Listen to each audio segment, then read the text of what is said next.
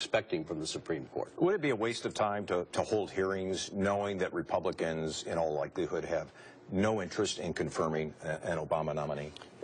Absolutely not. They should hold the hearings. You know, Mike, when I was in the Senate, I was involved on the Judiciary Committee for 4 nominations. In every case, twice under President Obama, twice under President Bush, I was on the committee. I didn't necessarily like the people that were putting forward, but we did the full hearings. And actually, in all cases, we ended up in an expeditious manner taking up full consideration of it. That's what we should do here.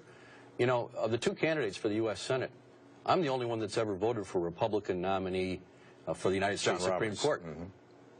I did that. He wasn't my first choice. Are you glad you did that? Look, I have mixed feelings about it. I think it was the right thing to consider it, to not try to block it, and to realize that, look, it was President Bush's choice. And I think he ended up being a guy that at least did a couple of things right, such as upholding the Affordable Care Act. And I played a responsible role. And the reason is this shouldn't be about politics. This shouldn't be about the next election. The incumbent senator is saying that it should be left to the next president. That's not responsible. That's not doing your job.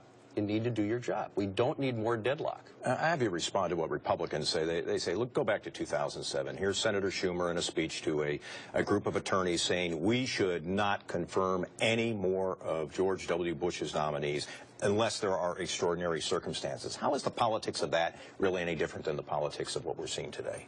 Chuck Schumer can give a speech if he wants to. I didn't agree with it. I felt it was a sacred responsibility to consider the president's choices. I met personally with each of the nominees for an hour.